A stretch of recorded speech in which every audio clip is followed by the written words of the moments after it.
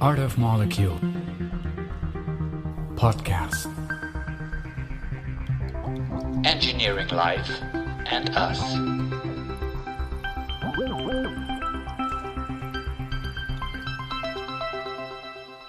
Welcome to a new episode of our Art of Molecule podcast. Our guest today is a truly extraordinary and special man. He recently visited Switzerland, invited by the NCCR Molecular Systems Engineering and the Camille and Henry Dreyfus Foundation.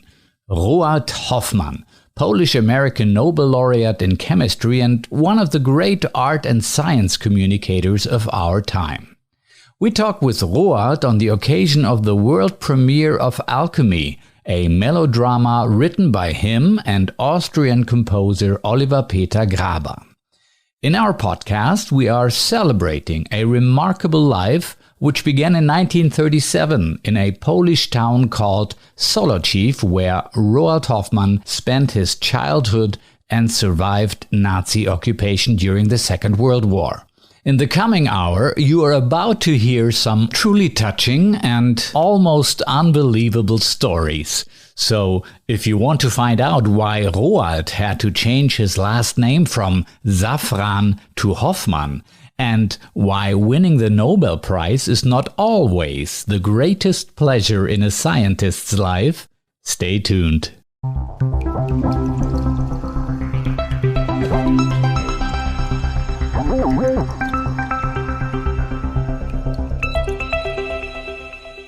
Roald Hoffmann, you were born on July 18th, 1937 into a Polish and Jewish family. Yes. Were your parents and maybe other close relatives practicing the Jewish religion? Indeed, I was born in Poland in 1937. My family was Jewish. The practicing, this was now a matter of, as it was for Jews around the world, there are varying stages of assimilation, and very few are still the very observant, Orthodox, Torah-following Jews that we think of, and we think of them in, especially strange as we think of them, in a Hasidic dress and black outfits or such. Anyway, we were certainly not Hasidim. We were Jewish, and we were in a stage of assimilation which was typical of Polish Jews in that period, which German Jews had undergone a little earlier, and American Jews have undergone also. My grandparents were religious Jews, but they were not very religious. My grandfather wore a yarmulke, a kippah, but my parents were secular, and they were their names were Hillel and Clara. Rosen was my mother's maiden name. Safran was my father's name. They were not religious, but they did not fight very much about being not religious with their parents. Let's see, another way to say it is, whereas my uncles were named Abraham and Samuel, there was no way that I was going to get a name like Abraham or Samuel. And instead, Jews in the generation of that assimilation were given more secular names. For instance, Emil was a popular name because of Emil Zola, maybe. In my case, Roald was after a Norwegian explorer who died 10 years before I was born. My mother says she read an article in a newspaper. Now, they did give me a Hebrew name, and I was circumcised, so they were certainly they were definitely Jewish, but not religious. What does home mean to you? Home to me is where my family is now and where my children are, and that is the United States. But that's where I was born. The Ukrainians claim me as Ukrainian. The Poles say I'm Polish, that's fine. If I were to say to somebody what I am, I would say I'm a Polish Jew by origin and an American. And America, where we came at my age 11, has served as my home. It's where I got my education. A lot of your family members were killed in the Holocaust. Your father was killed by the Germans in a labor camp. And when you were 9 years old, hid together with your mother for a year and a half in an attic and a room in your school. What kind of memories do you have of that time, and how much have they influenced your life up to this very day? Is that an everyday memory for you, or how do you cope with that very difficult history of yours? It is an everyday memory. I cope with it just fine. I'm not obsessed by it in any way. I think the first thing is that survival is most important. And we did survive. And to me, the act of survival is itself something which is a cause for optimism about human nature. We survived, a good man saved us and his family. But so many died, so many were betrayed, and the terrible obsession of the Nazis with killing the Jews led to the destruction of so many. There were 3 children out of the 200 Jewish survivors in our town, out of maybe 4,000 Jews in the town before the war. Maybe not quite 4,000 by then. But I'm one of those 3 children, and one is sad about all that were lost. And that is a sadness that will not go away. I feel somehow in the end, I'm fortunate to have survived. I do feel very much like a survivor, and I'm happy for that. It colors my outlook for life. I'm thankful for every day I can walk, and I try to be thankful for every moment that I have. You mentioned that your parents or your father's last name was Safran. I believe you were born as Roald Safran too. Right. Tell me about the switch to Hoffmann. How did that happen? Oh, it happened in stages. So it has to do with geopolitical things and where we came from. I was born as Roald Safran. My father's name was Hillel Safran. My father was killed when I was almost 6 in June, the end of June in 1943. Right after the war, when we were back in Poland, in Krakow, my mother remarried a man who had lost his wife during the war. So there was a lot of this. People were anxious to get on with their life. I have a picture of my mother in Krakow in a new coat. That's the first thing she did after the war. I have pictures of me in refugee camps and our children in the classes from every age because they had not gone to school in the war, but we were all in the same class. My mother remarried, and my stepfather's name was Naftali Margulies. He was another Jewish survivor. And so my name became, for all of about a year, Roald Margulies. And then, on the way out of Poland, we bought the documents of a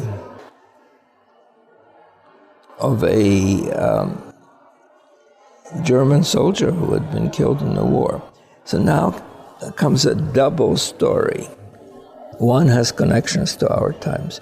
One is the story of why we did this. We did this because we knew about your American immigration laws, and we wanted to go to America, And we knew, just like the refugees in Bangladesh and Kenya know today, that something about the immigration laws, and we knew there was a quota under discriminatory regulations in the United States that was larger for Germans than for Poles. This is strange. This was discriminatory for racial reasons, American racial reasons. And so it was good to become German. The second thing was the Poles were busy chasing out the Germans who had remained in Silesia, and they took away the money from the priests, from the villages, German villages, and a village priest in a German village in Schlesien, not far from Breslau, decided to support his congregation by a process which hurt absolutely nobody. He sold the birth certificates, since the church was in charge of keeping records. He sold the birth certificates of Germans who had been killed in the war as soldiers. I mean, this is a bizarre story, but this is a typical wartime story. And so, overnight, Naftali Margulies became Paul Hoffmann. And my uncles, who were in a business, uncle who was in the business of forging papers, forged a wedding certificate between Paul Hoffmann and Clara Rosen, and my real father disappeared from the legal document scene. And I was renamed Roald Hoffmann. So that's how I became. Should we have changed back? Nah, it would have been too complicated, would have drawn attention to our, in some way, illegal immigration to the United States, because we came on false papers. You are very early when it comes to receiving the Nobel Prize in Chemistry. I believe you were 44. Yeah. That is young for that. And it seems like, well, I mean, after that, you could have retired. I mean, what else can you wait for after receiving such a prize? It is what you point to and expressed in other words is an interesting thing, a problem for Nobel laureates. Let me just say from the outset that getting a Nobel Prize is very nice, but it is an unalloyed good, only for my mother and my university, for different reasons that are obvious. But for the Nobel recipient, it's not so clear. There are some good things, some bad things. And some bad things, not so bad things, but more difficult things are not expected. One is that there are something as distinguished as Nobel Prize engenders envy and jealousy. And where that envy and jealousy from colleagues surfaces is, of course, in the dark, when they think that you cannot see them. And that is when they review your papers, and especially in research grant reviews. And it surfaces in even the words they use. So when I would make some mistake in a paper, and it would be reviewed by referees, part of our normal life, instead of the reviewer saying, there was a mistake made here, and this is what should be done, they would say, I would not expect a Nobel laureate to make such a mistake. So what's there is nastiness, a human quality, unfortunately, coming through. The question, though, that you ask is an important one. That is, before the Nobel Prize, I had the fortune to choose what I wanted to work on within the constraints of getting government support or such on it, and they were not big constraints. That was fortunate. Even if I could do that before, when the Nobel Prize happens, people keep asking you, sometimes explicitly, well, what are you working on now? What are you going to do next?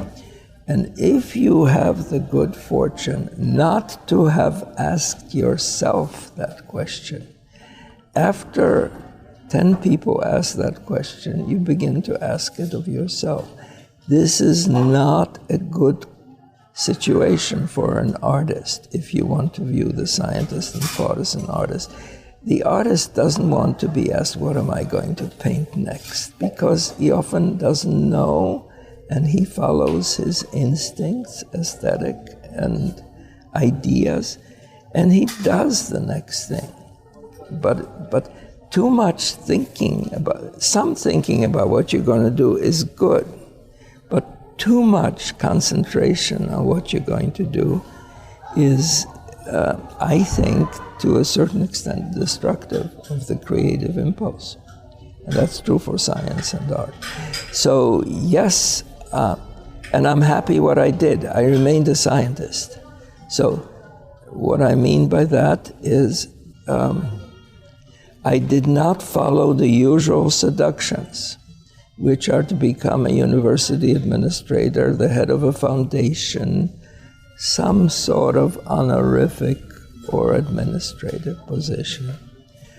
And I kept on doing basic science at about a similar level. Maybe it was a little easier to get the coworkers who came to me. I think they would have thought of coming to me anyway, but it became easier to some extent. So I'm happy with my life went on normally. I published twice as many papers after the Nobel Prize, not that the number matters, but they were also very good ones. So I'm happy. For many decades, you have connected the sciences with the arts to bridge the communication gap between the researcher on the one side and the public on the other side. First of all, why and how did you get interested in the arts? Was it a natural thing with being a chemist? No, it did not come at all from being a chemist. It went from getting a liberal art education, as I mentioned, at Columbia with these courses and various things, and taking it seriously and falling in love with literature and art. It was there from the university days. Its roots were in that education. Now, there was nothing otherwise in the family. There were no artists in the family. There were no musicians to speak of. Nobody played a musical instrument. One thing to say is maybe the war saved me from having violin lessons. Because given the kind of family which I grew up, I surely would have been subjected to music lessons. And that sounds bad. Of course, it's not bad. Anyway, my sources are in appreciating art, keeping up with doing so even when it was difficult in the beginnings of my scientific career, at least reading and looking at things, and pushing through to take the time to do it, because after all, there are just 24 hours in a day, and the science was so interesting and so addictive and so time-demanding that to find time outside of science and the family, another thing that pulls on us, to find time outside of that for doing things in the arts has always been very difficult, but it's just spiritually important to me. So I just love these things, and I love looking at art, at new art that I see.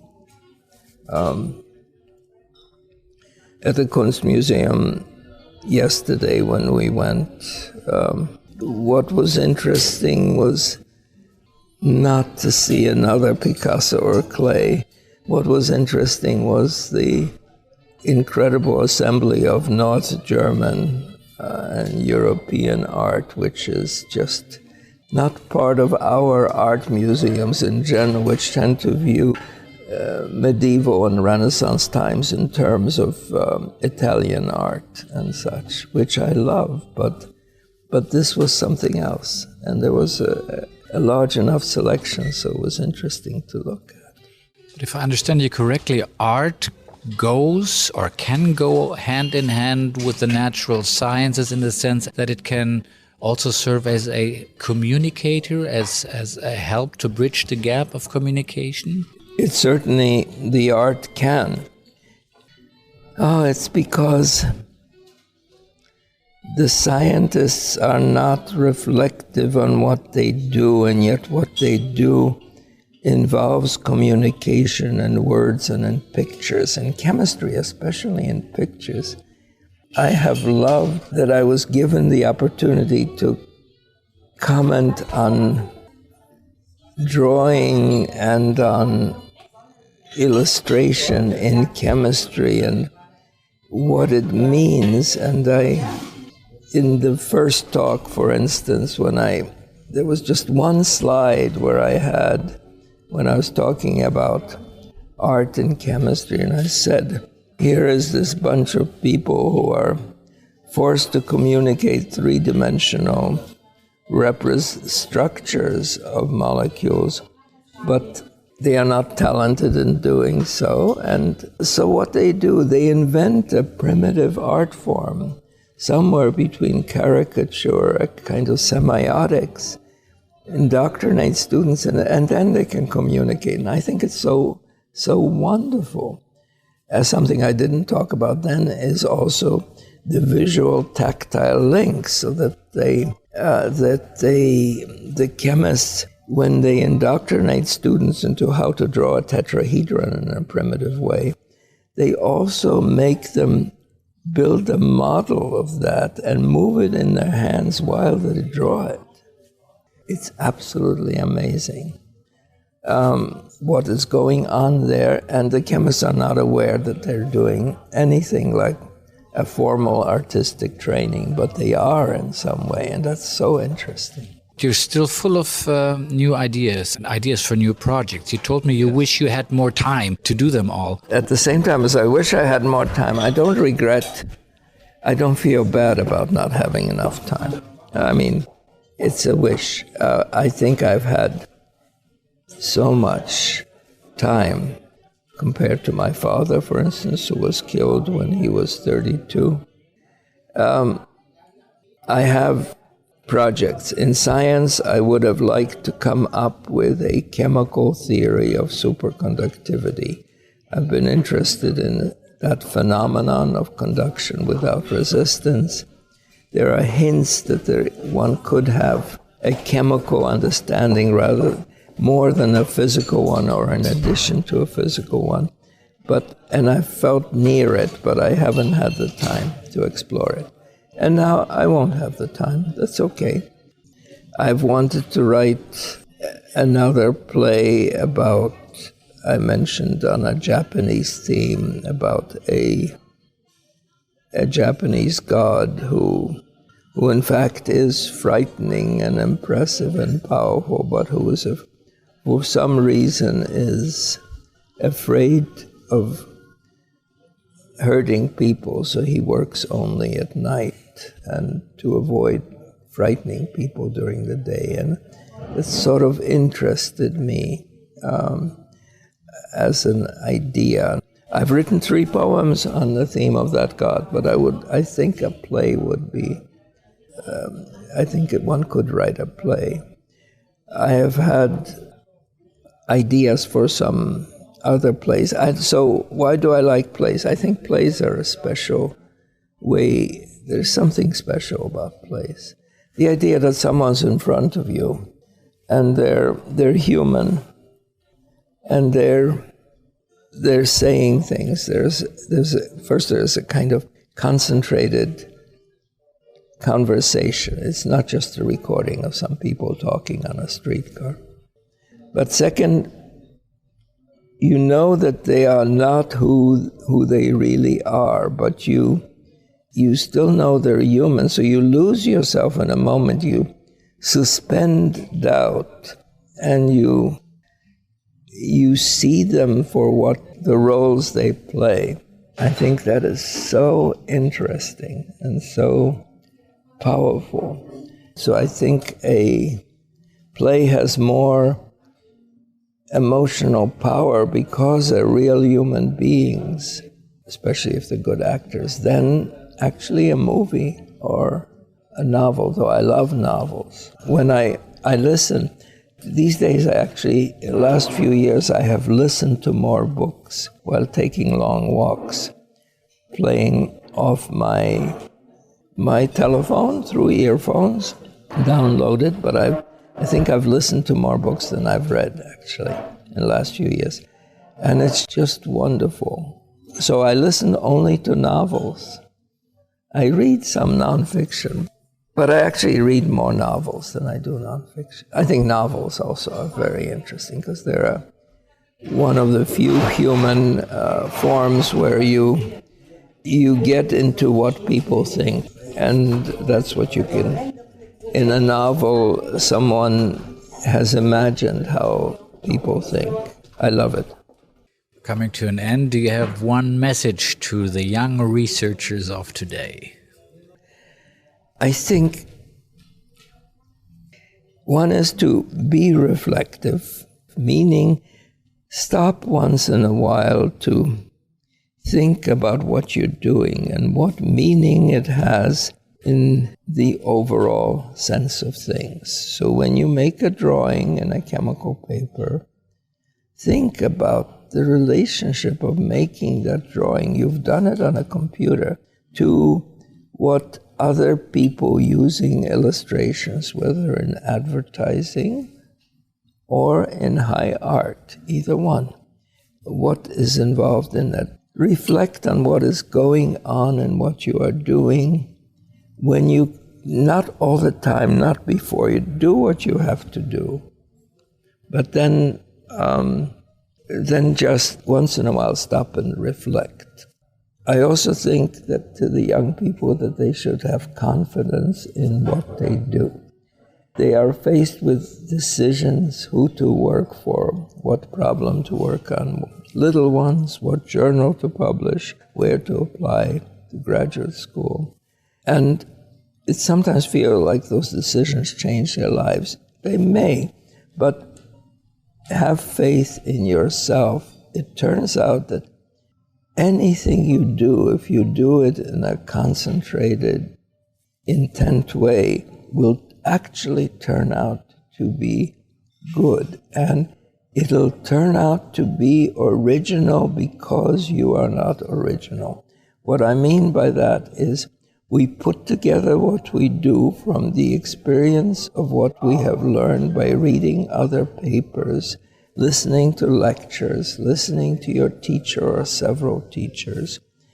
But because you will make a combination of those things in the science, it will be original. It will be permuted in some new way.